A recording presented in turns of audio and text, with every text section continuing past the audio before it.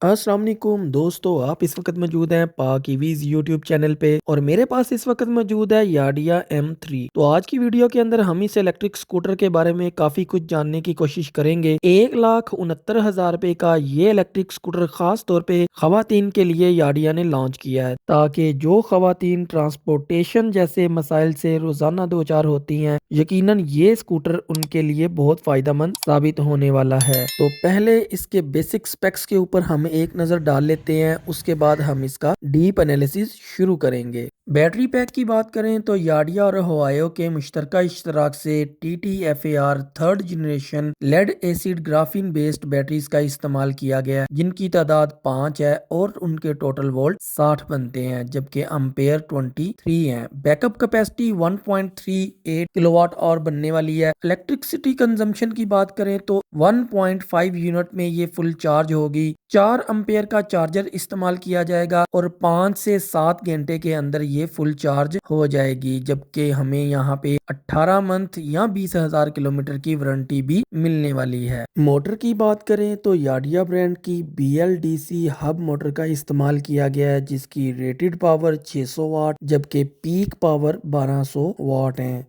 की फीचर्स की बात करें तो 40 से 45 किलोमीटर पर और की हमें स्पीड मिलेगी, जबकि इको मोड के ऊपर 80 किलोमीटर की माइलेज मिलने वाली है। हेडलैम्प की बात करें तो 3 प्रोजेक्शन लेंस का इस्तेमाल किया गया है, जबकि ब्रेक्स की बात करें तो फ्रंट साइड पे डिस्क ब्रेक और रियर साइड पे ड्रम ब्रेक का इस्तेमाल किया गया है। टायर साइज की बात करें तो 3.00-10 4 प्लाई ट्यूबलेस टायर का इस्तेमाल किया गया है। एम्पल स्पेस अप्रोक्सीमेटली 25 लीटर है, जबकि साइड स्टैंड सेंसर हमें यहाँ पे नहीं मिलने वाला।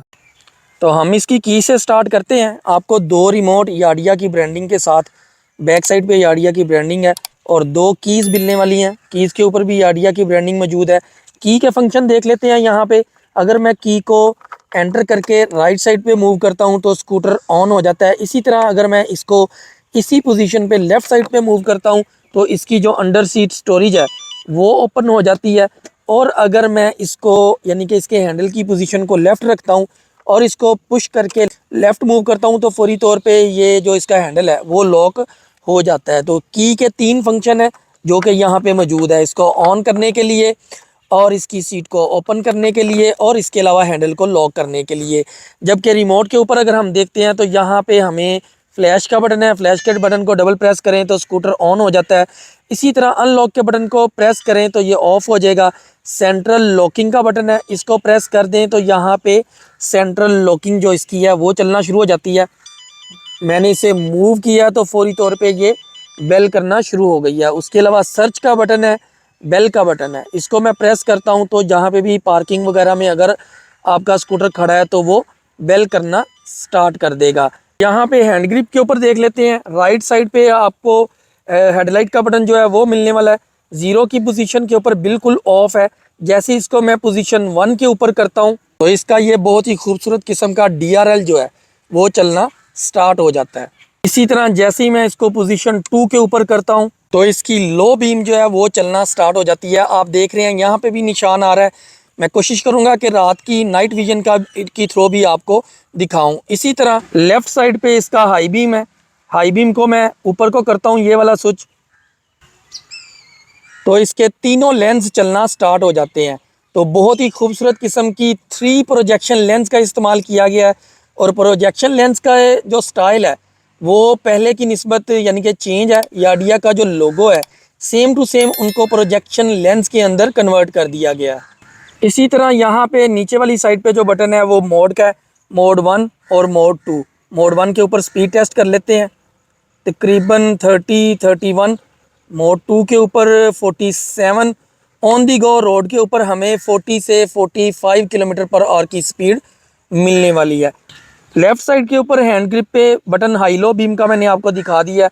उसके बाद नीचे इंडिकेटर्स हैं। इंडिकेटर मैं आपको दिखा देता हूँ। इंडिकेशन भी इनकी आ रही है डिस्प्ले पे, जबकि इसके जो इंडिकेटर हैं वो किस तरह के नज़र आते हैं वो भी देख लेते हैं। तो राइट साइड वाले इंडिकेटर जब चलते हैं फ्रंट वाली साइड से तो ऐसे फील होने वाले हैं, और जैसे ही लेफ़्ट वाले चलते हैं तो वो इस तरह के सामने वाली साइड से नज़र आते हैं। बैक साइड पे इसकी इंडिकेटर फ्रेम के अंदर मौजूद नहीं है, बिल्कुल सेपरेट लगाए गए हैं। तो यहाँ पे राइट साइड वाला अगर हम चलाते हैं तो ये फील आने वाली है बैक साइड से, और अगर लेफ़्ट साइड वाला चलाते हैं तो इस तरह का चलने वाला है। इसी तरह जो टेल लाइट है वो भी याडिया की ब्रांडिंग के साथ यहाँ पे मौजूद है। जैसे ही 0 की पोजीशन से आप 1 की पोजीशन के ऊपर करते हैं राइट साइड वाली ग्रिप पे जो हेडलाइट का बटन है, तो ये चलना स्टार्ट हो जाती है। और जैसे ही आप ब्रेक प्रेस करते हैं तो ये काफ़ी ज़्यादा ग्लो करना शुरू कर देती है। कोशिश करेंगे कि बहुत जल्द एक नाइट विजन में इसकी लाइटिंग के ऊपर वीडियो लेके आएँ, ताकि आपको पता चले कि इसकी लाइटिंग कितनी इफेक्टिव है। इसी तरह जब हम हेडलाइट के बटन को 0 की पोजीशन से 1 की पोजीशन में लेके आते हैं तो यहाँ पे आप देख रहे हैं कि एक टेल लाइट यानी कि नंबर प्लेट की लाइट भी मौजूद है। अगर आप यहाँ पे नंबर प्लेट जब लगवाएंगे तो उसके ऊपर भी वो थ्रो करेगी। इंडिकेटर से नीचे आए तो यहाँ पे हमें पार्किंग का बटन मिलने वाला है। यहाँ पे पार्किंग का बटन हम चेक कर लेते हैं। पी पार्किंग, ये बहुत ज़रूरी है सेफ्टी के एंगल से अगर देखें। और इसके साथ हॉर्न का बटन है, हॉर्न चेक कर लेते हैं। काफ़ी ज़्यादा आवाज़ है, बिल्कुल नॉर्मल सा नहीं है, नॉर्मल से ऊपर है इसकी आवाज़। इसी तरह डिस्प्ले के ऊपर देख लेते हैं कि यहाँ पे हमें क्या क्या चीज़ें मिलने वाली हैं। मैं इसको ऑफ़ करके ऑन करता हूँ तो आप देख रहे हैं कि काफ़ी ज़्यादा इंडिकेशंस हैं। सबसे नीचे ओडोमीटर है, सेल है, पी यानी कि पार्किंग मोड में है। मैंने ब्रेक प्रेस की तो रेडी मोड में आ गया। मोड हमें यहाँ पे 2 मिलने वाले हैं। उसके अलावा इंडिकेटर्स की इंडिकेशन भी यहाँ पे मौजूद है। और मैं जैसे ही हाई लो बीम भी उसकी इंडिकेशन भी यहाँ पे मौजूद है। हाई अगर मैं करता हूँ तो ये ब्लू कलर की इंडिकेशन यहाँ पे आ जाती है। यहाँ पे हमें ट्रिप मीटर नहीं मिलने वाला। याडिया की ब्रांडिंग हर जगह पे मौजूद है।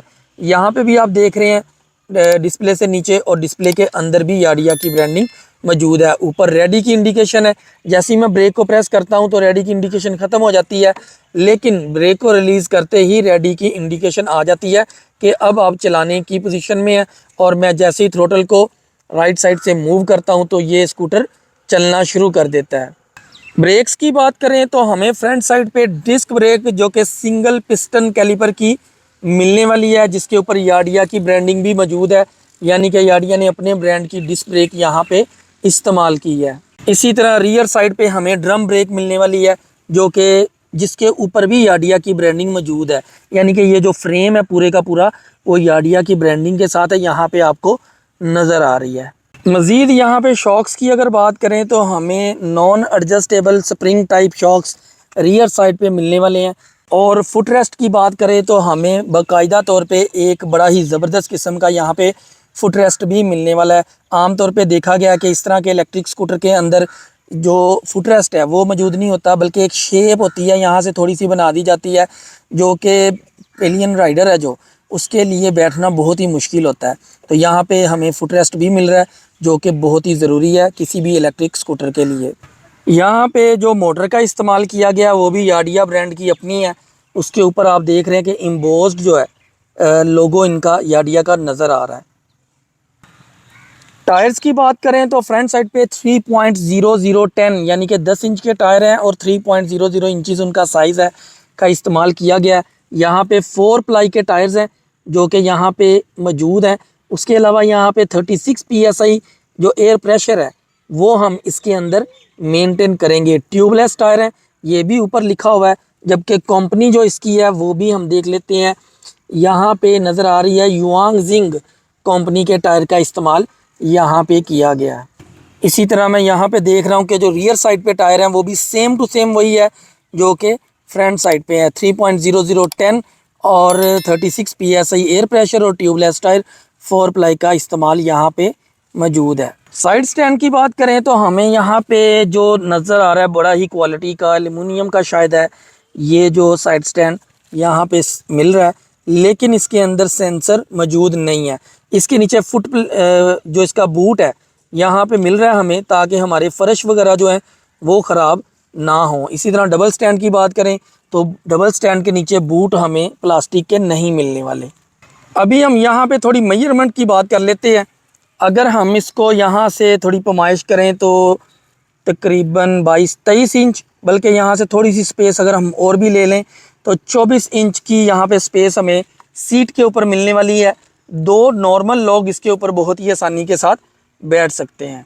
इसी तरह यहाँ पे फुट प्लेट पे अगर हम देखते हैं तो हमें तकरीबन 14.5 इंच की फुट प्लेट की चौड़ाई जो है वो मिलने वाली है।